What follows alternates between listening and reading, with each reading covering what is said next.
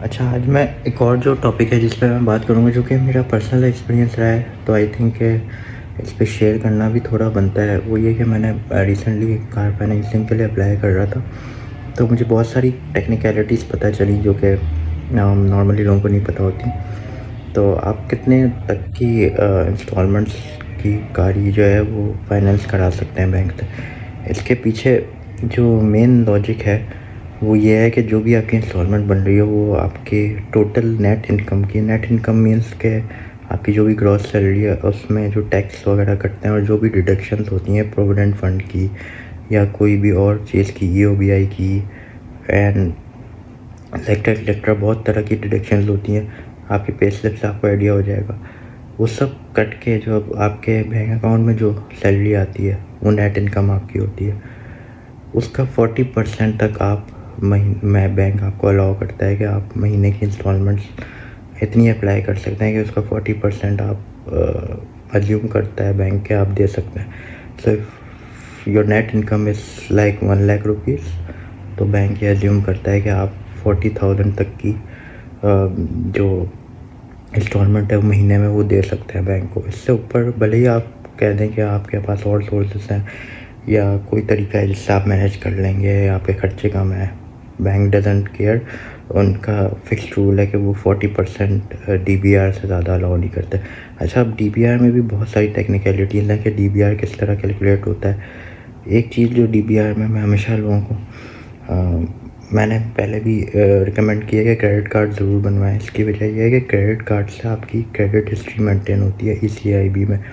वो आपको आगे जाके दूसरी तरह की फाइनेंसिंग अवेल करने में बहुत काम आती है, क्योंकि बैंक को पता होता है कि इस बंदे की हिस्ट्री है, ये कभी भी ओवर ड्यू नहीं करता, अपनी पेमेंट्स टाइम पर करता है, जो इसके क्रेडिट कार्ड के बिल आते हैं वो टाइमली पे करता है। तो या अज्यूम ये करते हैं कि आगे जाके भी ये अपनी जो पेमेंट्स है वो टाइम पे करता रहेगा।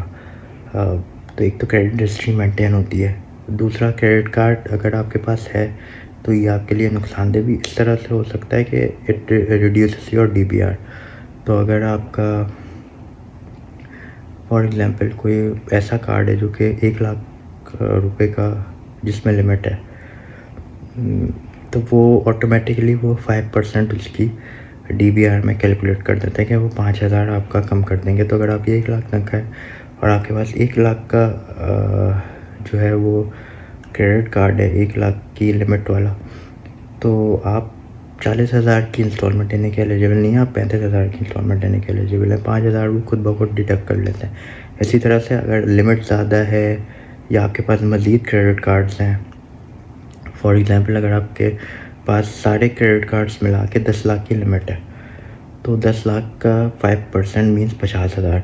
तो वो 50,000 वो अज्यूम कर लेते हैं कि वो आपकी डीबीआर है। वैसे तो आपको 10 लाख का क्रेडिट कार्ड ही अवेल नहीं होगा 1 लाख की सैलरी पे, लेकिन मैं एक एग्जांपल के तौर पे कह रहा हूँ कि इसका 50,000 बनता है। तो आप बेसिकली किसी भी तरह के लोन के एलिजिबल नहीं है। और अगर आपको फिर कोई लोन चाहिए तो फिर आपको अपने कार्ड्स बंद करवाने पड़ेंगे। इसमें एक और चीज़ जो टेक्निकलिटी है फर्दर, वो ये है कि अगर आपके क्रेडिट कार्ड्स 1 साल से ज़्यादा पुराने हैं, यानी 1 साल से आप यूज़ कर रहे हैं और आपका ट्रैक रिकॉर्ड क्लीन है, आप कभी भी ओवर ड्यू आपने नहीं की, पेमेंट टाइमली की हैं, तो उसमें ये होता है कि फिर वो उसको परसेंटेज को कम कर देते हैं। तो जैसे अगर आपके पास 1 लाख का क्रेडिट कार्ड है तो उसका 2% आपका डीबीआर से डिडक्ट करते हैं, यानी 2,000।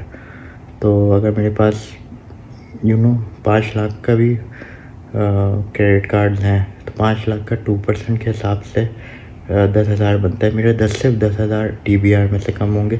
30,000 की मज़ीद इंस्टॉलमेंट वाली चीज़ जिसकी 30,000 इंस्टॉलमेंट बन रही हो, मैं मज़ीद ऐसा लोन ले सकता हूँ। तो ये एक सिंपल बेसिक कैलकुलेशन है, बड़ी इजी है। अगर आपको माइंड में थोड़ा क्लियर हो जाए, आप रिपीट करके देखें वीडियो, तो काफ़ी इजी कैलकुलेशन है। बैंक वाले बहुत आपको घुमाते हैं फिराते हैं, काइबोर्ड वगैरह, उससे आपका कंसर्न नहीं है। काइबोर्ड जो है वो जो चल रहा होता है वही उसके हिसाब से ही इंस्टॉलमेंट बनती है।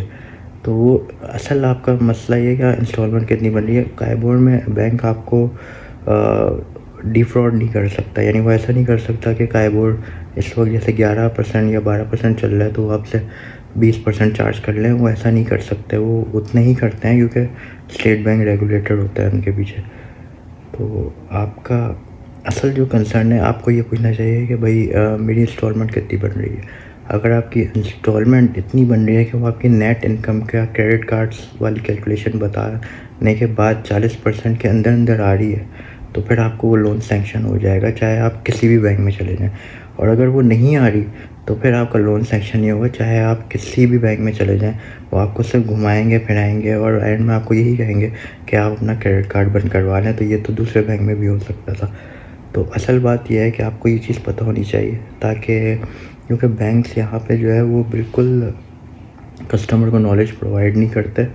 और अ, मतलब बहुत मुश्किल होती है, बिल्कुल गवर्नमेंट इदारों जैसा हाल है बैंक्स का।